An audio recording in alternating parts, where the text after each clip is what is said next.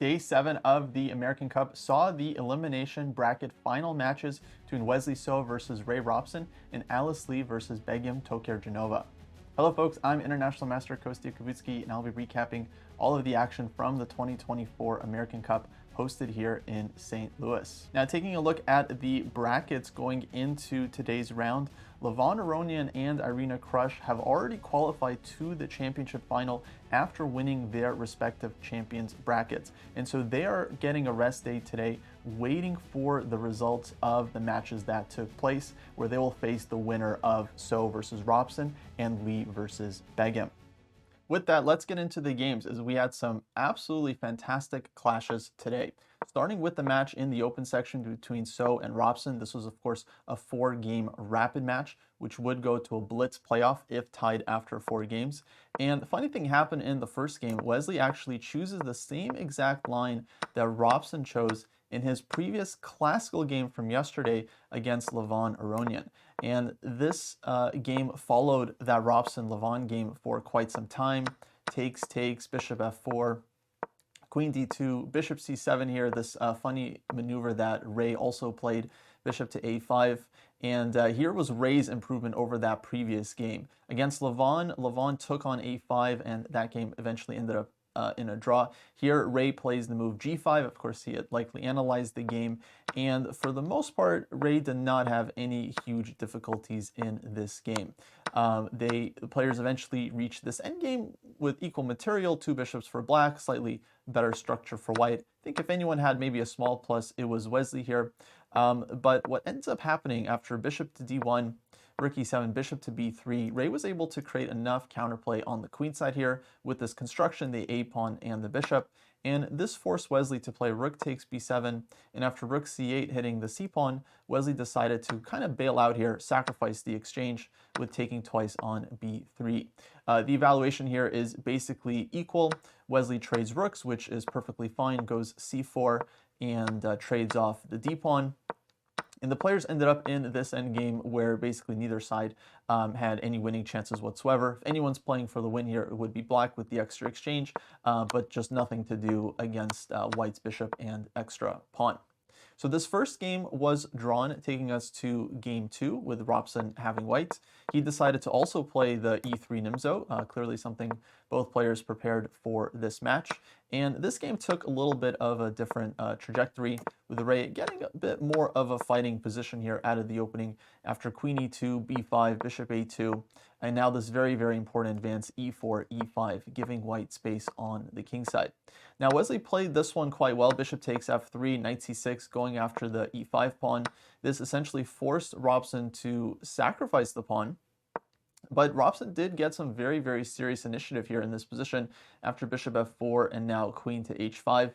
White has this very annoying pin against the knight on e5 and tons of compensation for the pawn.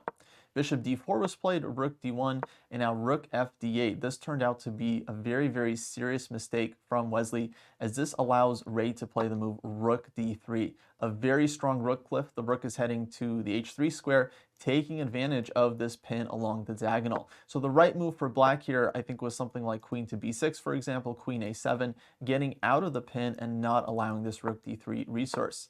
From here, Ray continued to play quite fantastic attacking chess. Rook h3 now, h6, and bishop to g5, the first of several just fantastic moves. Of course, the bishop cannot be taken by the pawn because of queen h8 checkmate. Queen takes g5, then white just wins the queen with knight g5. Queen e8 was played, and now bishop takes h6. Another nice tactic from Ray. After gh6, of course, there's knight f6 check, picking up the queen, so this bishop is untouchable. Wesley tried knight to g6 here, but now bishop to g5, f6, and rook e1. Ray's play in this game was truly masterful. He leaves the bishop hanging on g5 if takes, and simply knight takes g5, and there's way too many threats here. White's pieces are about to collect on the e6 square, queen h7 check is coming, and black's king is just absolutely getting mated here. Rook a7 was tried by Wesley to try and defend the 7th rank, but now knight takes f6 check, just fantastic combinational play here from Robson. Takes, rook takes e6, opening up all the lines against black's king, hitting the queen, of course. Wesley tried queen f7, but now rook takes f6, another great move. If queen takes a2, queen h7 is mate on the board. So g takes f6 was played, but now queen takes g6 check, taking advantage of the pin by that sniper bishop on a2. King f8, rook h8 check, and this was resigns. This was the right moment to resign as well. Of course, if we just go back one moment here, it was never too late to blunder the game away. Bishop takes f7 would have allowed rook d1, mate in 1, but rook h8 is the precise final move, forcing king e7, where white can take the queen with check, and then the game is completely over. With that win, Robson took a 1-point lead in this match. In game 3, he would get the white pieces again. He decided to go for the exchange Slav here, likely opting not wanting to take a lot of risk in this game. And this was definitely the quietest game of the match. Neither player really had much of an edge in this one. They got a middle game with opposite color bishops, and eventually this was drawn. That takes us to the critical game 4, where Wesley would be put in a must-win situation in order to continue this match and force a blitz playoff.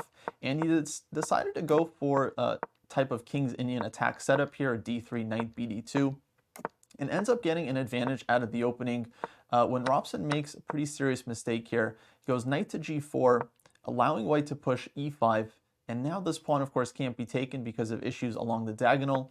Black is forced to play rook to b8, but now e6, and white is just getting a fantastic initiative here. Knight to g5 is coming, the knight on g4 is possibly going to hang, and black is already experiencing serious problems here. f5 was played, knight to g5, knight e5, h3. Wesley really handled this phase of the game extremely well. Knight d3, bishop to f4. Very, very interesting move, hitting the rook on b8, also allowing black to take on f4, accepting these kind of weak pawns, but using the fact that now the knight on g5 is super secure, white also has the e5 square, and this knight on h6 is really just a dead piece. From here, Wesley continued just to display some fantastic chess, queen to d7, just bringing in all of the pieces and fighting on the light squares. Robson tried to defend here, takes bishop f6, but his position was just simply way too passive to eventually survive this. Again, knight on h6 was basically a dead piece for this whole game. Did try for some counterplay here with b3, a4, bishop takes b2, but this comes at the cost of the e-pawn and the 7th rank for black. So white's play here was just simply too much. Rook d7, b2, now rook to b1, just blockading the pawn. And although it is a strong pass pawn, white just has way too much going for them in the position otherwise. So rook d8 was played, a5, takes, rook to b3, hoping to try and promote the pawn, but it's not enough here for black. After check and a6, rook to a3, Wesley showed the key tactic existing in the position, rook takes b2. Taking advantage of the overloaded bishop on f6, this bishop is guarding the promotion square, and he can't take the rook without allowing white to queen. So the game ended after rook takes a6, rook b8 check, king g7, knight e6. Ray had seen enough as king f7 is running into rook f8 check, followed by king e7 and d8 equals queen. So with that win, Wesley was able to bounce back in this match and force the first of a 2-game blitz playoff. The way the format works for these blitz playoffs, the players play a set of 2 games. If it's tied after 2 games, they just play another 2 games and another 2 games until there's a decisive winner. This was the first game of the blitz, and for those of you that caught the show yesterday, did an interview with Wesley So, where according to him, he semi-jokingly stated that he was going to try and flag Ray in this match. And in this first game, it definitely looked like things were heading that way. Wesley had a huge time advantage around here compared to Ray. And at this point, he finds a nice move, rook to c3, lifting the rook over to the king side, where all of a sudden it's now Wesley who's launching this extremely dangerous attack that we saw Robson do earlier. Robson, with very little time, actually manages to defend his position basically like a hero. I mean, it looks like black is just on the verge of getting mated here. Rook takes h7 would have been winning, but Wesley, not a lot of time in the clock, misses that, plays queen h4 instead. But after h5, all of a sudden things are no longer so clear and black is actually defending. Wesley, however, keeps going full steam ahead in this game with g4, blasting open the h-file.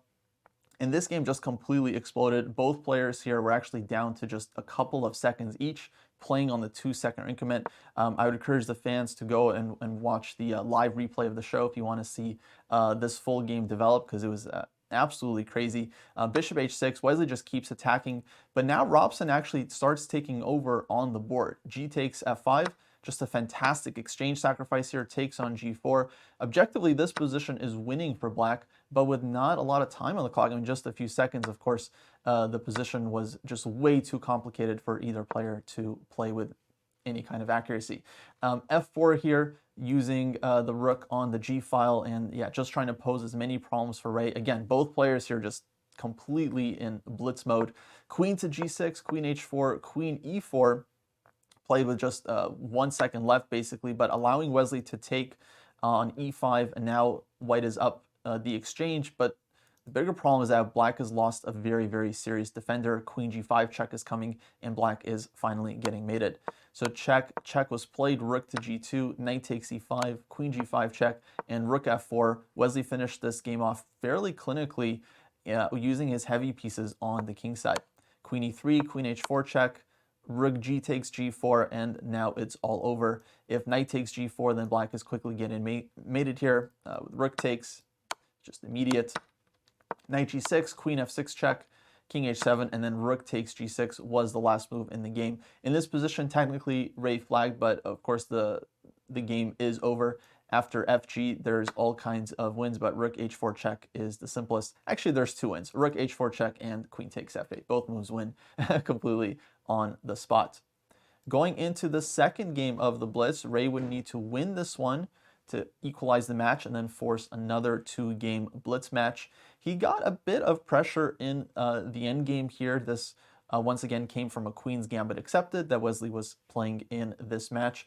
But in this position, Wesley managed to solve all of his problems in a very, very instructive way. He goes knight to e5.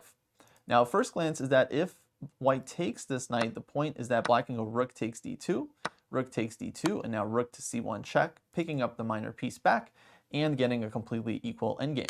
However, Wesley had also seen deeper, because rather than giving up the bishop on b1 for free, Robson can also take on f5, snag a pawn, which he ends up doing, takes, and now bishop takes e5, leaves white with an extra pawn. But Wesley likely correctly judged that this endgame would actually be very, very drawish, thanks to the fact that black has the bishop pair on an open board, and the two bishops here were definitely very strong.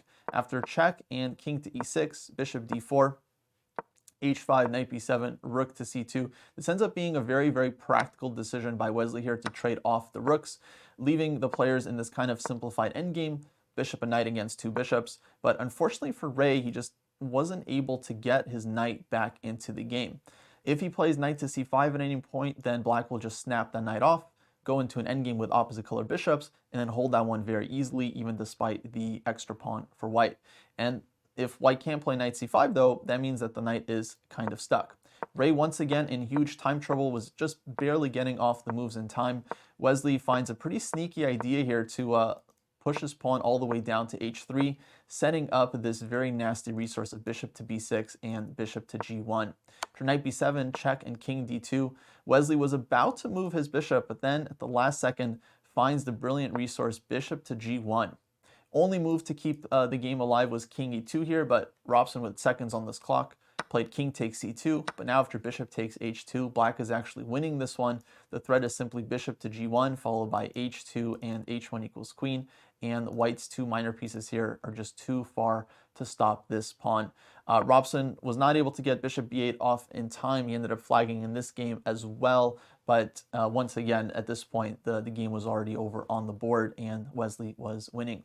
So with that win, Wesley So knocked Ray Robson out of the tournament, winning the elimination match and earning himself a final match against Levon Aronian, which will start to take place tomorrow. Moving on to the women's section, we'll look at the elimination match between Alice Lee and Begim Tokhirjonova. This was also a rematch. Earlier in the tournament, Alice won 3-0 against Begim in their champions bracket match. But today they would play another 4-game rapid match. And in this first game here, Begim was actually in total control for most of the game, building up a big advantage. She had definitely let Alice back into the game. And at this point, we get a couple of mutual mistakes. Queen takes d5 is played, not a great move from white. She should have played either bishop takes d5 or f6. In both cases, white is doing extremely well as black's king is just under huge danger. Queen takes d5 allows black to trade off the queens, and after bishop takes d5, Black can play bishop takes f5 here, for example, defending the c pawn, and this e pawn is going to be taken soon. However, Alice played the absolute shocking blunder, rook c takes e7, simply not realizing that her queen on a5 is hanging. Begim took a second, grabbed the queen, also defends the rook on e1, and Alice was forced to resign this first game after such a tragic blunder. However, the story definitely didn't end there. Alice would come back in game 2, and she played very aggressively in this one. This came out of a Slav defense. Here, Alice plays the move e4. After takes, e5, d5, white gets a big space advantage here. Begim had one chance basically right now to actually make things really difficult for white with this move knight to g4, threatening the fork knight f2, but also just threatening knight f2 in order to move white's rook over to g1 and then take the pawn on h2. Instead, Begim played a5, and after she misses this one, Alice is able to go bishop to e2, cover the g4 square, and now white is doing extremely well. This would turn out to be a very, very nice game by Alice. She plays h4 here, going for the attack, bishop to g5, knight h7, h5, just opening the h-file, full steam ahead, f6, and now a very nice sequence here from Alice. There's a couple of tempting options here, bishop h4 for example, but knight a4 was a very, very nice find, hitting the queen, hitting the bishop. If queen a7, then white can take on c5 and then pull the bishop back to e3, take on g6, and things are doing things are absolutely fantastic for white. Instead, Begim played queen to b4, but now after queen to c2, such a calm move, white is threatening a3, trapping black's queen on b4. Begim was forced to play b5 to rescue the queen, but now takes, knight c5, queen c5. Alice goes for the endgame, brings the bishop back to e3 with tempo, hitting the knight. Knight takes e4, but now hg6. And because this g-pawn is so strong, white's attack continues well into the endgame, as these rooks can simply double up on the h-file and checkmate the black king. And that is essentially what ended up happening. Knight g5, rook h4, knight g3, bishop to g4, eyeing that e6 square, rook d8, d6, rook a6, and now bishop takes g5. It's simply all over here. Begim shouldn't have recaptured the piece, should have just taken on d6, but then black is just a piece down, and the game would likely not change in terms of the result. But she did play fg, which walks into mate after bishop e6 check. Black was forced to resign as king f8, rook h8 is mate on the board. That win allowed Alice to equalize the score 1-1. She would then get white again in the third game of this match. And this one was quite interesting. This one comes out of Rogozin defense. Around here, Begim starts to go wrong with the move bishop to g4, queen to e1, and now rook d8. For better or worse, black absolutely had to play this move c5, sacrificing a pawn after dc. The idea would be to play knight d7 and try to win the pawn back on c5. Instead, what happens is after rook d8, this allows Alice to go c5, knight d5, and knight to c4. And now white's knight is getting into the d6 square, and white is building up just a huge strategic advantage. Bishop c8, knight d6, rook e7, takes, and queen to a5. Alice started playing just fantastic chess here. White has a huge advantage, good knight against bad bishop, and just too many targets on the board. Begim tried b6, but now knight takes c8, a very, very accurate transition. You can't take the queen on a5 because of knight takes e7 check, followed by knight takes g6. White will have an extra rook in the resulting endgame. So black is forced to recapture, but now c takes b6, rook takes c1, rook takes c1, queen takes b6, and Alice picks up a very important pawn on d5. Now with an extra pawn in this heavy piece endgame, this position is basically a technical win for white, as they have an extra protected passer in the center. And Alice continued to just show some very, very nice technique here. h3 just securing the king, queen g6, king h2, h5, but now rook to c6. Black's queen here is stuck. Begim tried rook e6, but f5, forking the two pieces. It's not over yet because there is queen to g5, where white cannot take the rook because the queen is hanging on d5, but instead Alice can take on e6, f takes e6, queen takes e6 check, and with 3 extra pawns in this queen endgame, Alice was able to convert this one quite handily. Taking a 2-1 lead in their match, this would set up a critical game 4. Begim was in a must-win situation in this one to force a blitz playoff like we saw in the Robson match. Starting off in this game, Alice actually took control early on as black, playing this move knight to d3. Interestingly enough, Begin also chose the King's Indian attack similar to Wesley in this must-win game. But here after knight d3 and knight takes c1, black was already quite comfortable here with the bishop pair and very, very few problems. Bishop e6, queen to b6, c4, rook d8, and Alice was just doing fantastic here. The dark square bishop on g7, just an incredible piece, and black having access to this d4 square doesn't hurt either. However, at some point here, Alice does kind of mess it up and completely let Begim back into the game. Bishop to d4. This was likely the mistake. Black had a number of different moves here, but after bishop d4, takes, and queen h6, all of a sudden white starts getting counterplay against black's king. f6 here is forced, otherwise knight g5 would be very annoying. e5 now, Begim continues to attack, and this game became very, very messy. Takes, rook e1, bishop f7, rook e7, queen to c5. The players here were not in total time scramble mode yet. They still had a couple minutes remaining, but the position just very, very sharp. Rook b7, queen c4, knight d2, queen drops back, and now h4. Begim looking to push forward with h5 and h takes g6, and so on.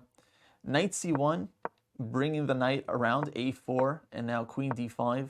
Queen goes back, h5, and now knight to b3.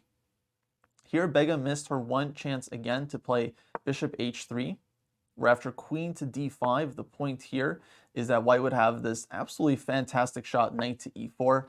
Good luck finding this without a bunch of time on your clock. But the point is, queen takes e4 would run into rook takes f7 check, king takes f7, and queen takes h7, followed by hg, where white's g-pawn is actually very, very strong here.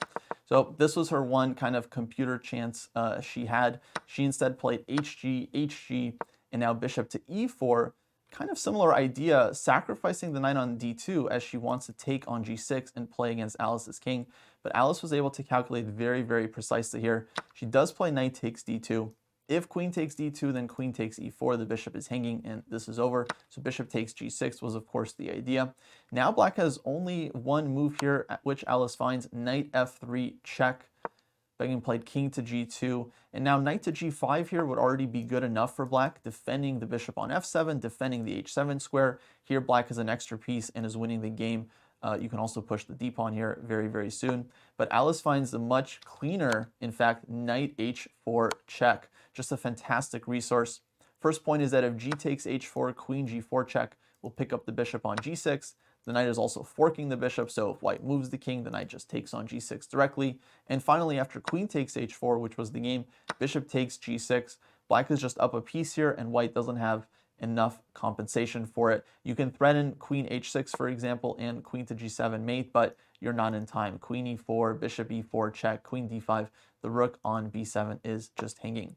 Rook b4 was played, trying for rook to g4, but just wasn't enough here, and Alice manages to convert this one. Queen d5, queen g5, bishop f7, queen d2 check, takes the rook, decides trade rooks, queen takes d3, but now queen takes b2.